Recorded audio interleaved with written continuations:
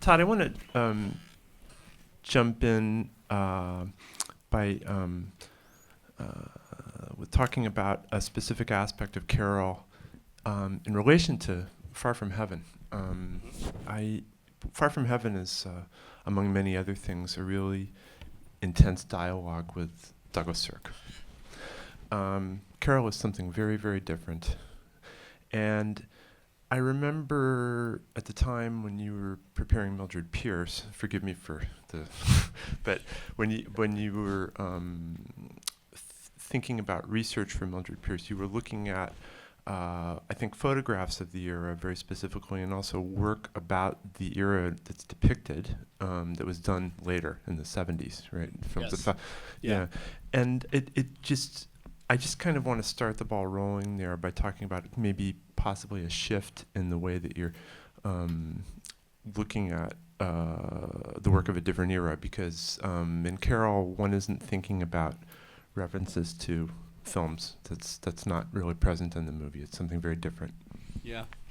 I did look at a lot of films for Carol, but I started by, as I often do, by looking at films from the era that the story is set in, but it was very quickly. I knew that that wasn't particularly relevant to this, and I wasn't interested in sort of repeating the Sirkian and studio system kind of filter on the style of the film. And I think also one of the very first films I thought of when I read the adaptation, the first draft of the script and the novel, was A Brief Encounter. And I just started to think of great love stories on film and how, and I thought, oh wow, this is something I haven't particularly approached as a discipline, as a filmmaker. And I always sort of want to give myself some kind of an assignment, something that I feel I can learn from each time. And it all started to make sense because, the novel, The Price of Salt, is entirely rooted in the point of view of Therese, the character that Rooney Mara plays in the film. And like most Patricia Highsmith novels that I've read, they're all locked inside a single mental state, even if they're written third person. And this was no different, and drew very interesting parallels to that tendency of hers. But it just made me think about point of view. It made me think about, because as soon as I read the first draft of Phyllis's script, it opened it up. Yep. And we all of a sudden had access to Carol freely that we didn't have in the book.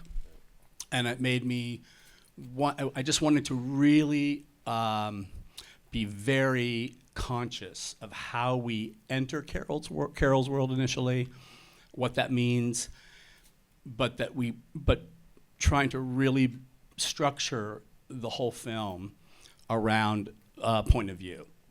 And that the best love stories on film are rooted in the point of view of the more woundable, vulnerable party, the more amorous party. And in this case, that's mostly Therese through the story. But what's so interesting about the story, this really isn't reflected in the subjectivity of the novel, is that changes in the course of the story. Yes. Yeah. And so that great, for people who know Brief Encounter, it begins in that refreshment stand in a train station, and you're kind of introduced to secondary characters in the story, and then in the background you see two people having a conversation. You're like, oh, that's Celia Johnson and Trevor Howard, and you're like, oh, they look like extras in their own film. And then a loudmouth gossip friend says, Laura, and interrupts the conversation. You realize an important conversation has been interrupted. I'm going to be Marco Rubioing all night, all day. Let's hope that's the last reference to Marco Rubio in our conversation. I think so. But what's so interesting about it is immediately you're questioning whose story is this? Right. And you start to get deeper into her story, her point of view, her narration that she conveys to her husband when she goes back home, and this brief encounter, which is ending that day. is retold in sort of real time in the film. And so so I thought, oh wow, that's such a beautiful structuring device, because then you travel through the entirety of the narrative to explain what that conversation was about, what we missed. Right. And then you replay it at the end of the film, and of course we know the importance of it and what that interruption meant. But in Carol, by the time we come back, because I kind of lifted that right out of Brief Encounter and put it into our script, by the time you come back to the hotel scene at the beginning of Carol, Yes. they've shifted their statuses in the relationship. And Therese, who was this young, vulnerable, subject very much in formation before our eyes, who fell in love with Carol, Kate Blanchett, and was hurt and developed defenses and protections and limits, and has changed the way she looks and has grown up. And all of a sudden, Carol has surrendered a lot, sacrificed a lot in her life, reevaluated the meaning and the value of this very special girl that she met, and is now coming back to, without spoiling the movie. Is there anybody here who hasn't seen the movie? Oh, yikes. Okay. Oh, damn. Oh, well. That's sort of inevitable, I think, Yep. right? For an hour-long talk about. But it was about shifting points of view and about aligning yourself with the person who is more in peril, basically, in love. But then it's finding, it strikes me that it's finding a common ground of common vulnerability, coming back to it. Exactly. And that love relationships do shift. Yeah. And we hear. And because we only remember when we're in peril. Yeah. That's the part That's we right. remember. Yeah. We forget the other side.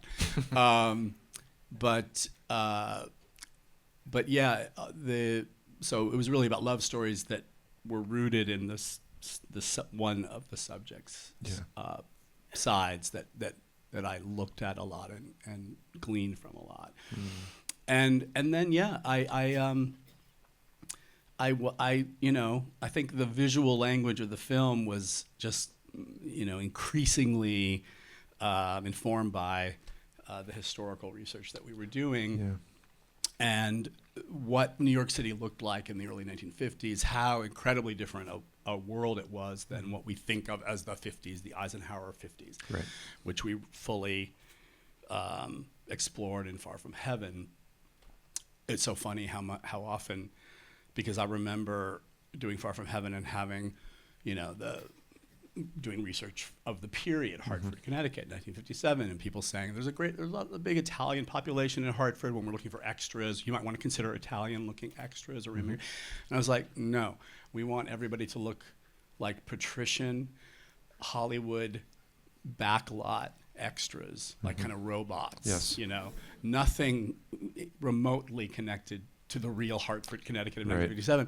But so many people would see Far From Heaven and go, I remember the 50s. It was exactly like that. That was like my experience. And you're like, wow, is it movies that change the way we think? Or is it something about the 50s and Eisenhower 50s in particular that does that? Yeah, there's a piece by Manny Farber where he's talking about how the directors of the 70s were informed by growing up in the 50s, and he said, it was a great era. The big color was charcoal gray. And it's interesting, something that came up last night in the discussion after the film, which is that the awareness that this is still the post-war era, and that the trauma and the cataclysm of war is carried in the people, in the way that they move, and the way that they relate to one another. Yeah, it really looks like a post-war city, New York City. It looks distressed. It looks dirty. Also, the color process of color photography adds a unique kind of patina to the sort of soiled palette, where even the temperature is hard to determine.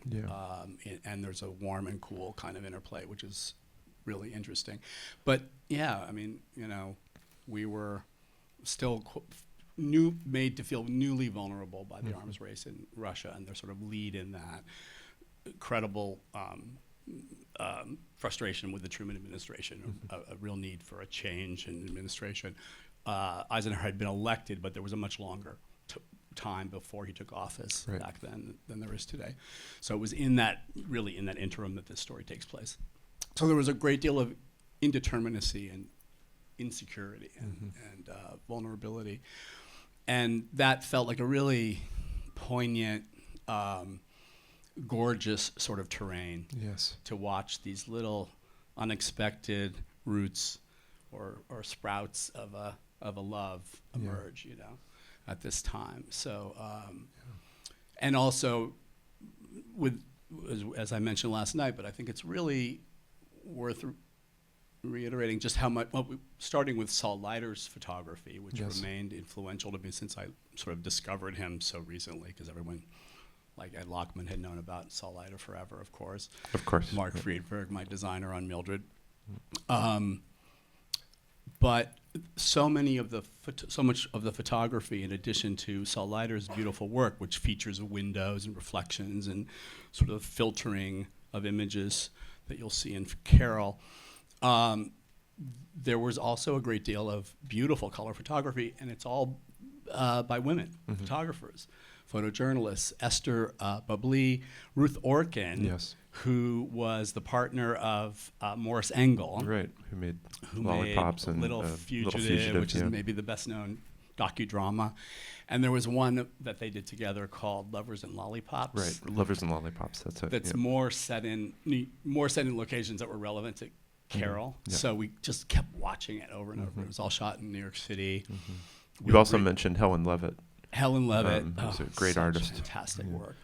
And then Vivian Maier, who has been a more recent discovery, but whose work is amazing as well, and whose own, the way she would sort of indiscriminately capture her own reflection in her work as a documentarian of cities, and related to the role Therese plays in the story. She and Carol, in our version, is a aspiring photojournalist. In the novel, she was an aspiring theater designer, set designer. Yeah, it's interesting that you say this. There's the seed of love between the two of them, and then that grows as and flowers as the film moves. But then it strikes me that it's complemented by also the seed of a kind of a bohemian culture that you're catching the edges of, in the party. It's just kind of finding its way. Yeah, I mean, we all know that culture existed more thoroughly. In fact, it almost always seemed to have existed in New York. Yeah. There was the Bohemia, like in the, I've read accounts like early 19th century accounts of like, oh yeah, those crazy people in Greenwich Village, and we always attribute it to the era right before we landed. That's right. That's true. But I loved how in the book, Therese is a little more has a closer. There's a little more artistic aspirations going on in both her ambitions and her boyfriend Richard's. And Phyllis Nage's first draft had already removed that, and I really liked that. I just thought it made these characters less equipped for the love that they were for the experiences they were about to encounter, and it just deepened this idea that, what I loved about the novel is that it describes love so much from that kind of tunnel that you're in when you're first falling in love, and you think no one's ever been there before you, and you're so impressed by the specificity of your desire, finding its exact object in this person. And this is it. Oh my God, only I could ever have found that trait, and your life is a minefield of signs and things to be decoded. Every gesture, every phone call, every little pause in their breath means something. that's going to tell you whether you live or die, basically, you know. Yeah. And that is so fucking gorgeously conveyed by Patricia Highsmith, because it is like The Criminal Mind. It's exactly like what The Criminal Mind does in all her other novels, which is weaving these intricate webs of possibility. Yeah.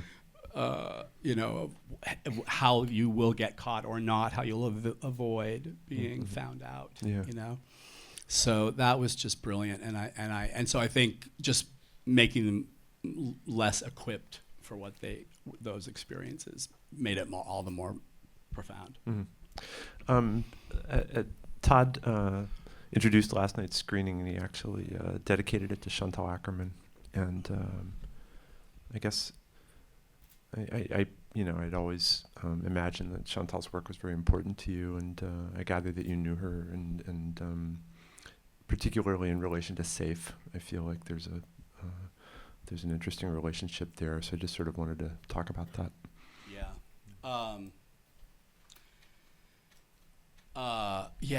It's still so. I think the weight of that loss is still being understood, if it can be, and really the maybe now the weight of her amazing body of work, and so much of it I haven't caught up. You know, there's plenty of her films I haven't seen. She'd made a lot of films over the years, but yeah, I mean, I you know, everyone probably who knows her work and has seen Jeanne Dielman and what that first experience was watching that film. I don't know that my particular reaction is unique, but it was profound and really exhilarating, and it's so inspiring, you know, for you know, as a filmmaker, as someone thinking about female subjects and how they're depicted, and how and what we come to expect,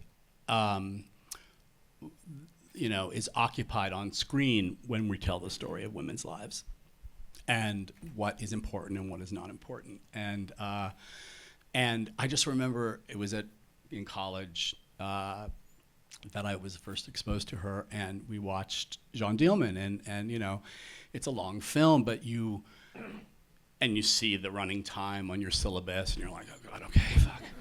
and then this is at Brown or at Bard? This is at Brown.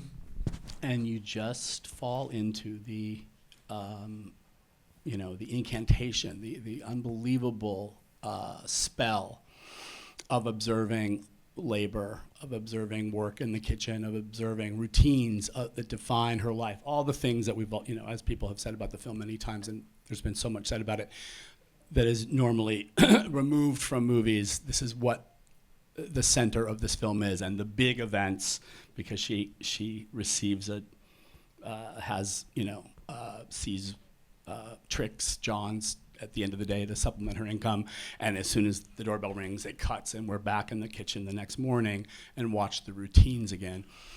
And when I'll just never forget when she's making the coffee and putting the same amount of cups in, but you're slowly marking a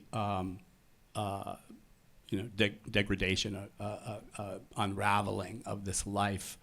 She puts one extra cup of water in the pot, I think it is, and everybody in the room went, and just the sheer power of understatement and negation of action, you know, and how much we make those events meaningful, you know, and how much when they are just slammed at us in traditional films, we're kind of numbed to what those things convey and signify. Anyway, it's I don't feel like there's much to that you have to just watch the film, I think, and that's the most. But certainly when it came to Safe, it was a seminal film I couldn't not think about, and I was also interested in setting up different kinds of obstacles to the way we normally identify with central characters in movies, and what the viewer does sort of in recourse of that, the sort of way the circuitous ways that you compensate and you fill in yourself. How hungry we are to participate in narrative experience and emotional experience. And so so it's really interesting to set up those obstacles, to pare down what we normally just throw out at spectators in films.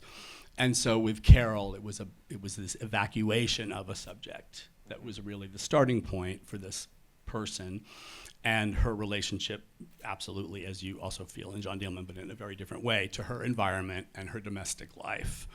And at times an almost oppressive center position in the frame, that somehow she does not feel like she owns, that if anything she feels dwarfed and minimized by. And again, as in Jeanne Dielman, a performance that astounds me still of Julianne Moore's in that film, that made something absolutely recognizable and flesh and blood on the other end of these series of sort of interesting conceptual questions about who this woman is. Unlike Jeanne Dielman, she's the Carol in Safe is not in control of the environment. She's pinned in the environment, which is something that you're just aware of at every given moment. And Right. it's as if she can't even she has no possibility of lateral movement in or out. Right. She's utterly defined by the environment, and then Yeah. the environment becomes this culprit that contaminates her, and ultimately it destabilizes or undermines the question of an identity that already feels so conditional and Right. sort of defined by the outside. And it related to a lot of the sort of a long history of I loved the very set when I first heard about environmental illness, Right.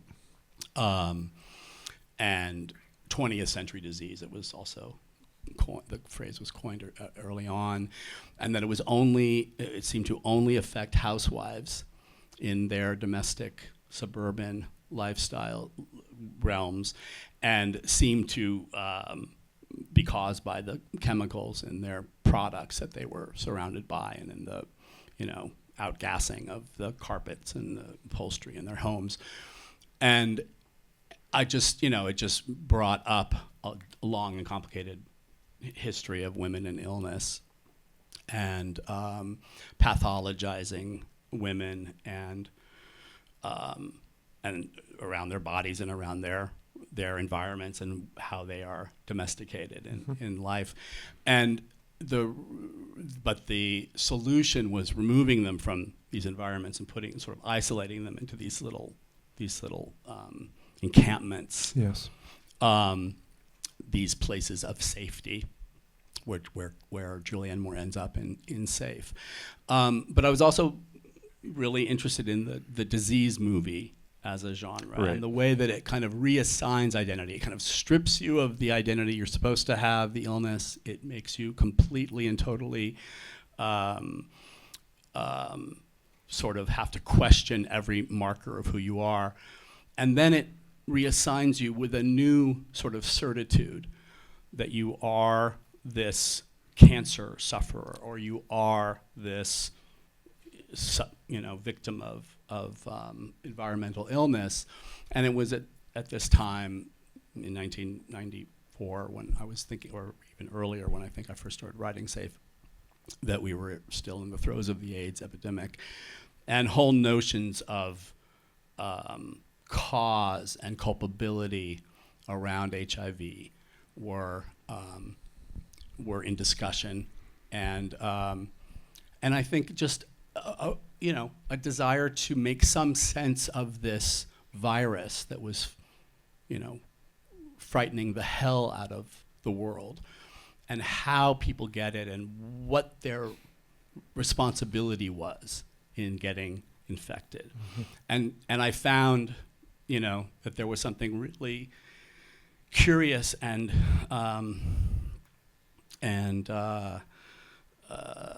just kept coming up again, resilient, recurrent, about the desire to blame yourself when you are outside of situations that you can control. And so culpability became a means for controlling an uncontrollable situation. Right. And that's why in this and so Louise Hay was a popular sort of, new age writer who basically was telling people with HIV, if you learned how to love yourself, you would overcome your AIDS. And it gave people a sense of agency and control over a situation. But there was something heartbreaking about that. But I also felt like there's something so human about that and so universal about that. It's like the little kid who's like, Mom, Dad, why are you getting a divorce? Is it because of me? Yeah. We come to understand things by implicating ourselves at the center of them. It strikes me that if one could say that there's a through line in your work, it's you're always looking at stories in which the terrain of power and scenarios of blame and self-recrimination are laid out, and the characters are negotiating their way through them and looking for the escape hatch, which I would imagine is what led you to has kept Rimbaud as a touchstone for you, Genet, and then led you to make a movie about Bob Dylan, somebody who worked to define himself and make himself. Yes. I think for both in sort of, with the assumption that identity is this imposed state Right. that we're supposed to fulfill. Yeah. In which invention supposedly plays no part. Exactly. Right. You have to be authentic. And change plays no part, or mutability, or instability, or artifice, construction. We're supposed to find an authentic and organic self that is whole, and we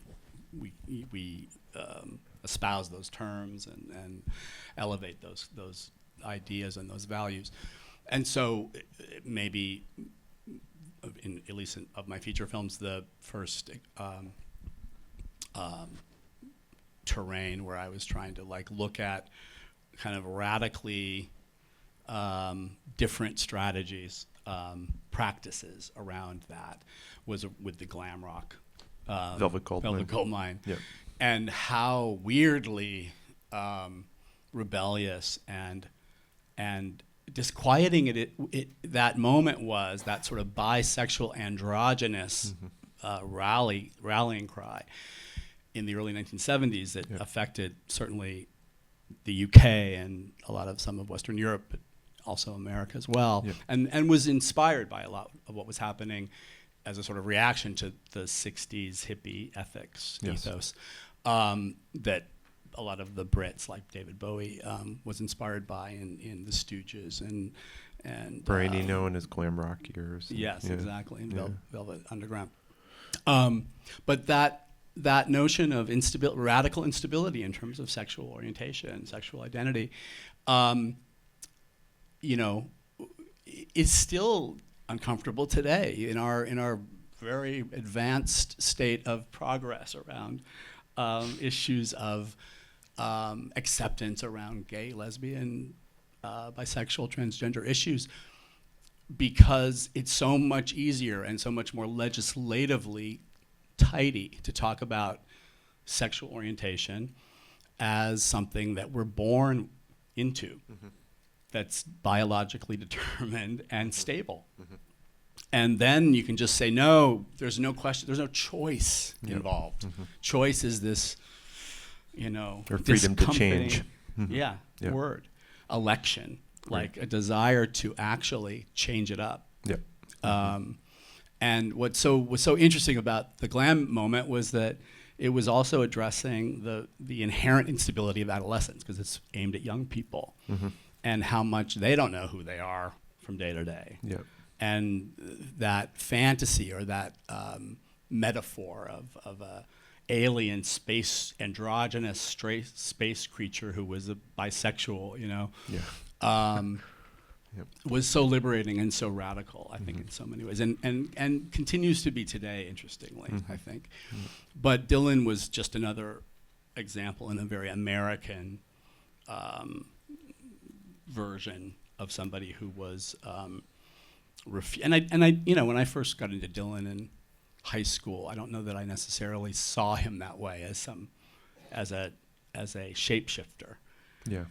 It was sort of coming back to him later in my life, and at a time I weirdly, symptomatically maybe needed something from him again, that I got in deeper. Yeah, he was like an established figure. You and I are roughly the same age, and so when he was exploding, we were little kids. Exactly. Yeah. And So he always sort of connoted, that cocksurety and that kind of like, which is true. I mean, that part is true. That engine of sort of like defiance and stuff. But how much it really was changing, how much it was. I mean, I guess I never, didn't necessarily identify the plugging in electric. Yeah. And seeing that on a similar continuum or patterned creative act or something as the becoming Christian. Right. You know what I mean? Like when that happened, we were like, ooh, I'm just not going to think about that for a little while. That's just too weird. But when you really look at, the whole of it, it was real. It's like, no, this makes so much sense. Yes. And so anyway, I just, that was but yeah, it was a way of, throwing up or throwing back at the social expectations of a kind of constancy. This person who was not going to do it the same way each time. Yeah. And even today when he tours, he does all the songs, but you're like, oh, that was all on the Watchtower. I know, It's it's like true. completely redone in a way. Yeah. You're like, whoa, okay, let's get into that now, But really, to be fundamentally, I think it's just that he's this,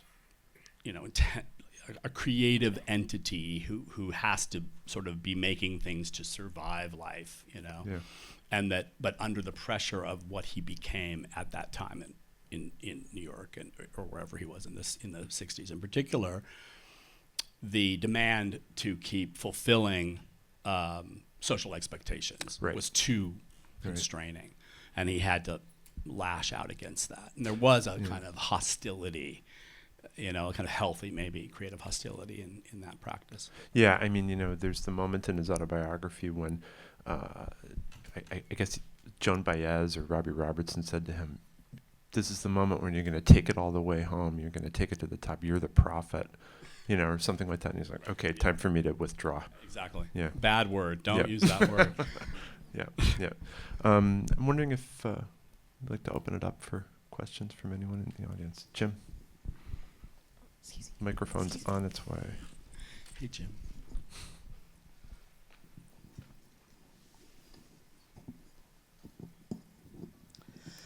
Your beautiful Carol film. I want to ask two questions about it, Todd. One is a technical one. Ed Lockman spoke a couple of days ago about the use of 16 and what that privileges the cinematographer, and I'd like you to talk about that from a director's point of view and the relationship with the production design. The second question has to do with sapphic desire, 50s sexuality, and privilege, and how you play with those themes in that beautiful script that was written, how it's played. Your first question, Jim, it was how the use of 16 privileged. Yes, no. What's 16? Why you choose to shoot in 16, and what that gives you that is not available in digital, even though it's a digital. There's an aspect to it. Right. We finish Digital in output. digital Yeah, the output unfortunately is digital. Although Ed and I went in on a print together. Ooh, So there's where's that? one print of Carol In an that we undisclosed share location. in a not to be disclosed The location. Cheney compound. Exactly. Yeah. Marco Rubio's all over it. No, it was really, it was when we were doing Mildred Pierce that I think it was just simply, it was very much about the decade of the Depression era, the 1930s, that whole miniseries.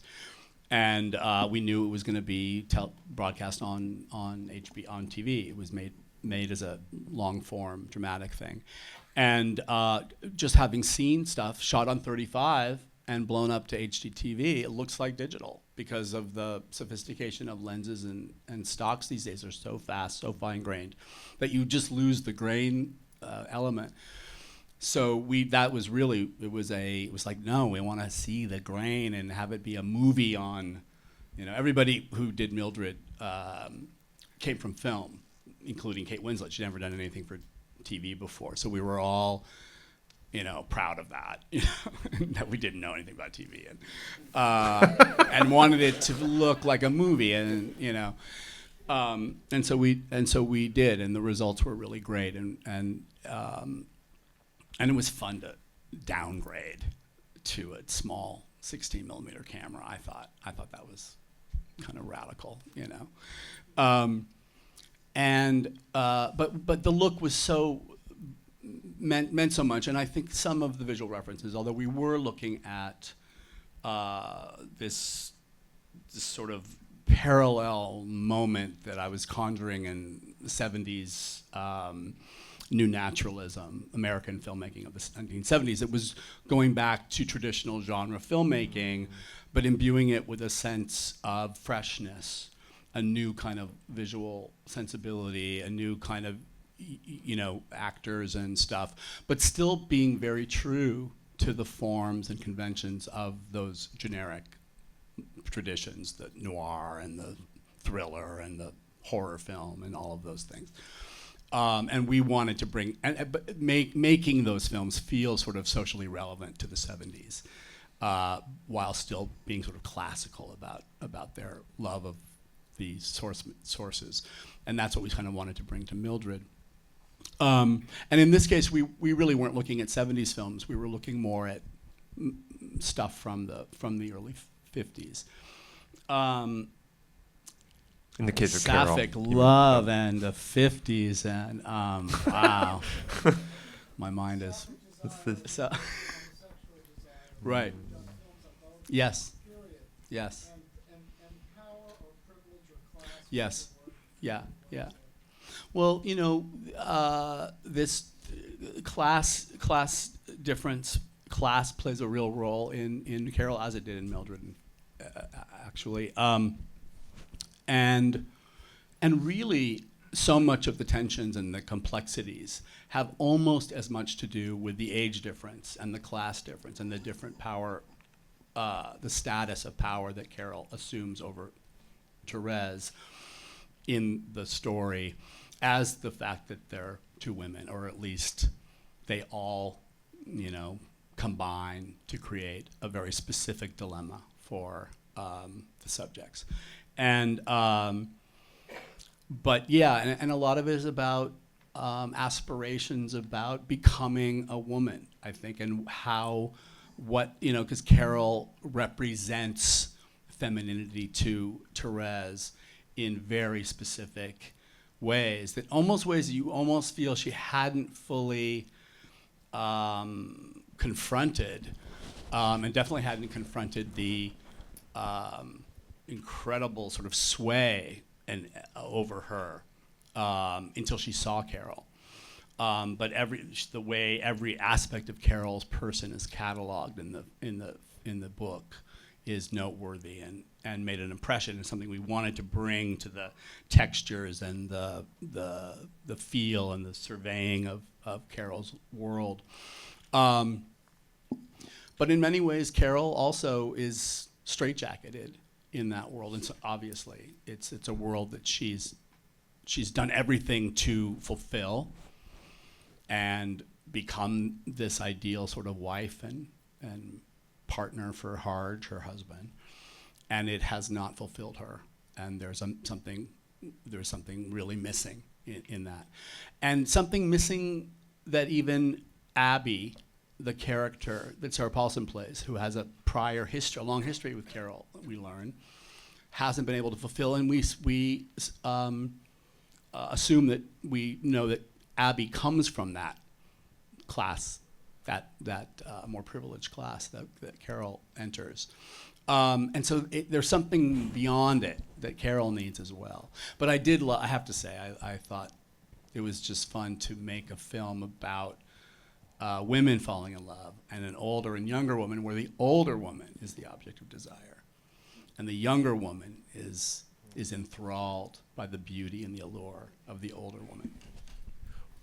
I just want to say that while you were talking, I just want to. It's easy to overlook the refinement and beauty of Kyle Chandler's performance as Harge. He's spectacular. I know.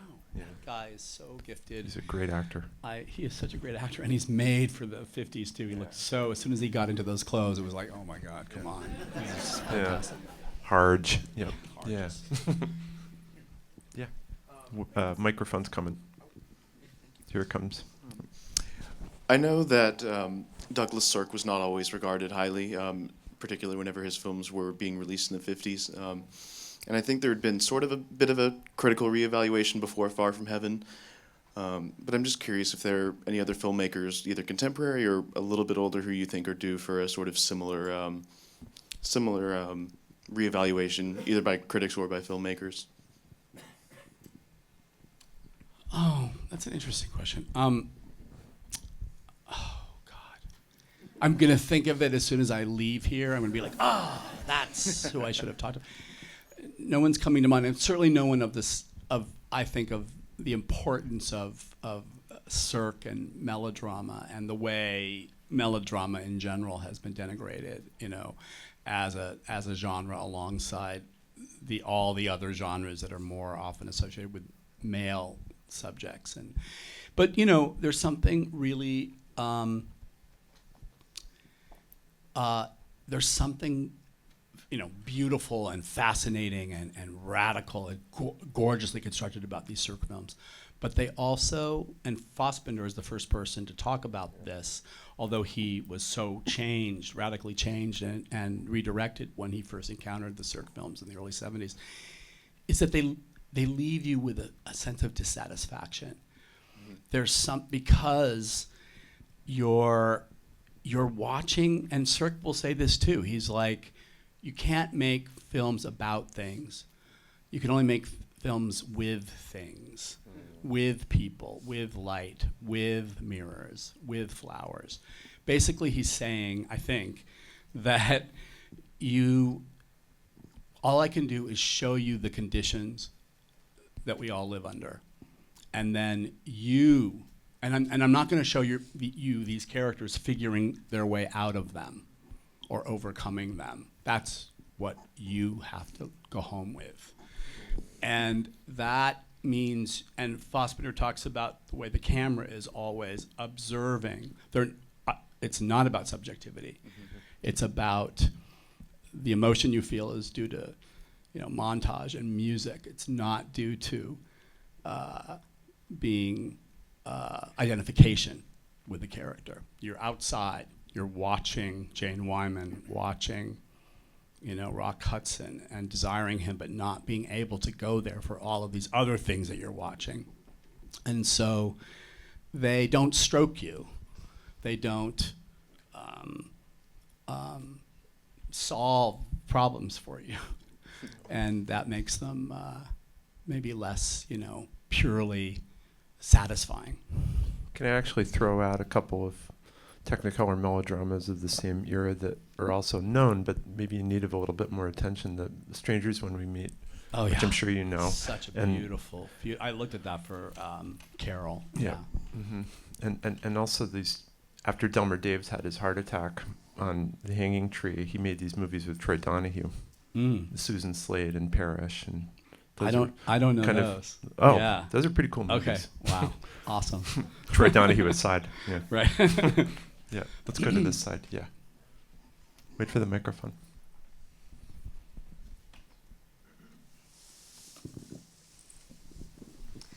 There's a lot of visual beauty in Carol, and I thought a big part of it was costumes, and especially Therese, I thought had a journey evolving into a more feminine look. So I was wondering if you could talk about how involved were you working with Sandy Powell, capturing those looks, and what that meant for the characters. Yes, it's a really it's a deeper, more formative process for actors than people often I think may know, and maybe this is more true for period films too, where even the girdles and the underpinnings and the stockings and the heels affect the way you move and the way your body feels, in space, and the way the gestures that become possible within those constraints. And so they help to inform the process of the actor's process of finding the characters and the sort of material specificity of their role.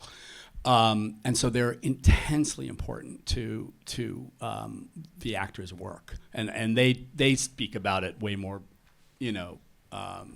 articulately and beautifully than I do. But I observe that, and I know, all that stuff matters a great deal to me, and I'm very interested in it. And the silhouettes that were available, the new look of the 50s versus the, I guess, more Chanel silhouette. These were aesthetic choices and choices of shape that Sandy and I talked about a lot, and that's stuff that I would be looking at from the outside.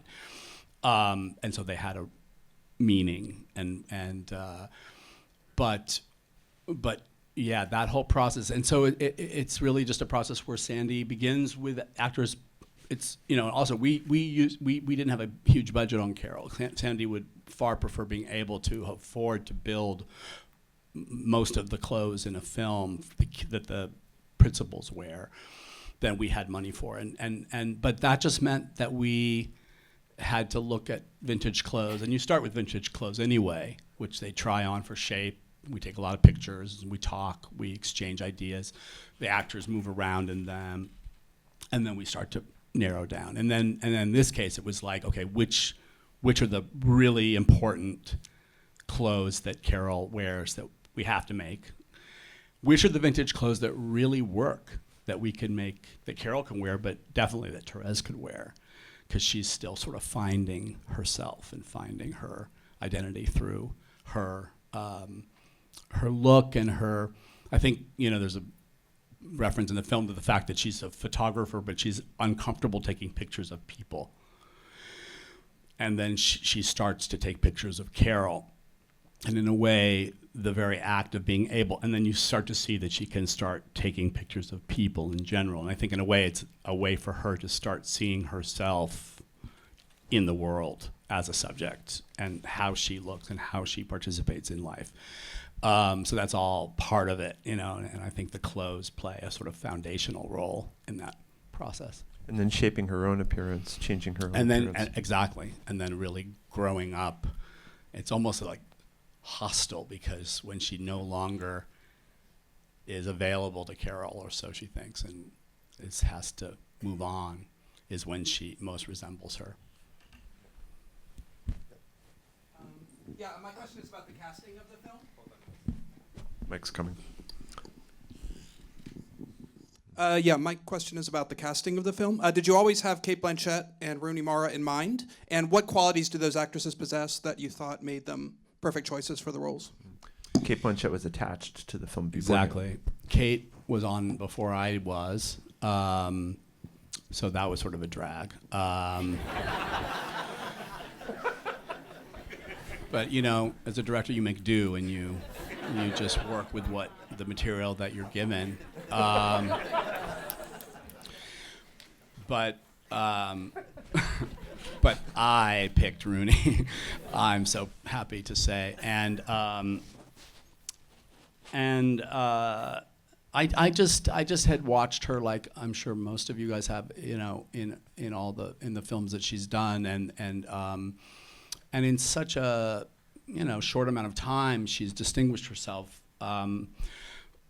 so totally as such a serious and thoughtful and gifted actor, and really, I think I just think, like, when you see a young actor like that, who somehow understands the scale of the medium of film so well that she knows how to underplay, how to reduce down and minimize the gesture, and have it almost have more impact through understatement. You know, that to me is like rare and speaks to real, like, intelligence and innate understanding that exceeds her years and her experience. And you see that in this performance, I think, maybe more than anything she's done, because it kind of asks for it more, you know. And that was just a real, yeah, that was, you know, of course they I thought they would work well together, but that's always sort of you just hope that is true, and I think it ended up working. Yes. The casting of the husband. Oh, which, yeah. Which we were. Kyle, well, I haven't seen all of Friday Night Lights, but I've seen enough of them to just be so impressed by his work. Also about Rooney and about Kyle is I talked to people who'd worked with them, and you know, just heard fantastic things, and that also helps the process of deciding. But with, you know, you have to cast a real, without sounding sexist, a real man opposite Cate Blanchett. You need a guy who's grown up, you know, and a lot of actors just don't seem grown up no matter how old they get. They just seem like juveniles with gray hair or something. And he is like, you know, he seems like a grown up, and he could hold his own with her, and yeah, that's not always easy. There was actually a very funny moment last night during the Q&A when someone asked you, how did you come to choose Cate Blanchett for the role of Caroline? You said, well, I didn't. She was, she came beforehand, and she said, yeah, but how did you come to choose her? She just wouldn't. Yeah, it didn't quite, right, yeah.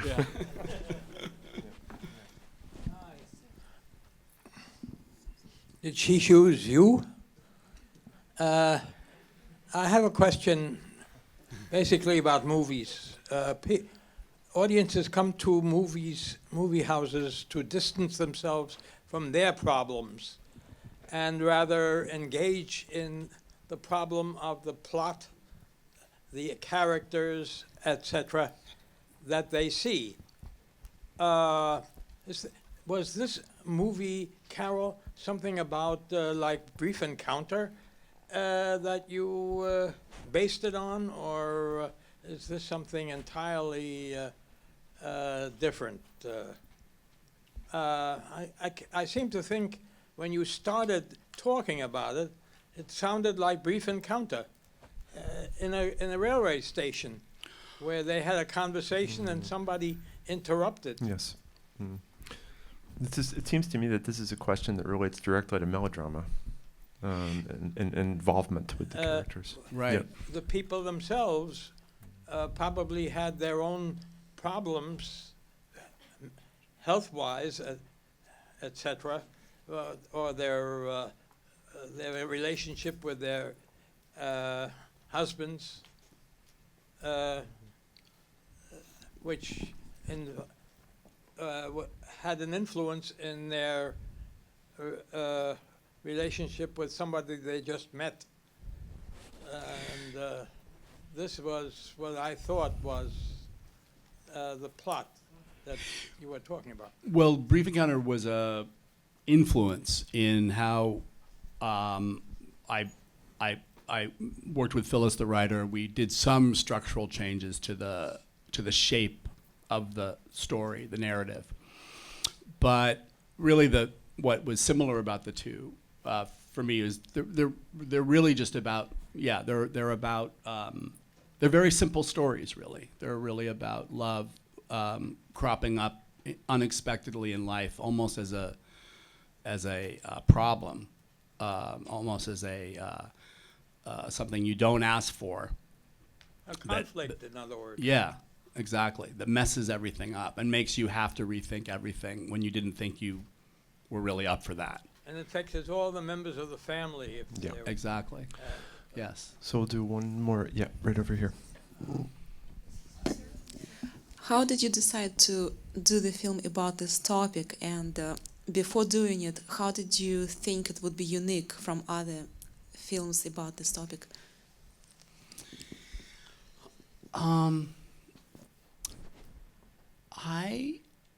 I'm not sure I was necessarily driven by trying to make it unique, or at least except for the issues and the setting and the fact that it was about love between two women, which I'd never explored in my films before. It was really a tribute to the lesbian people in my life, my dear friends, who are seminal in my life, and who are like, "You never read The Price of Salt?"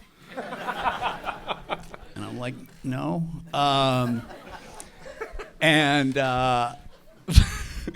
But I, because I think, I think that's what happened with Brokeback Mountain when it came out. It's like love stories always need obstacles between the lovers, things that keep the lovers apart. And increasingly, as we move forward in life, progressively, at least maybe more so in the West than other parts of the world, that becomes harder and harder to imagine why two people couldn't get together. And that's what made, I think, Brokeback Mountain imbued the genre with a fresh sense of, just like, wow, this really works as a love story, because it's in the most unexpected place and the most unexpected kind of love. And I think Carol has that in it. I think that's part of what made it unique. But I also felt like I like learning from things that have that are out there, that have been done before beautifully, and see how I can grow as a filmmaker and be informed and learn more about different kinds of genres and ways that audiences connect and understand themselves in what they see, in movies. And I just felt I hadn't really done that before. So I was looking at a lot of other films that I thought, or maybe do it way better than Carol, but that inspired me, So that always is my process. Thank you, Todd. Thanks for you guys. coming today. Thank you so much.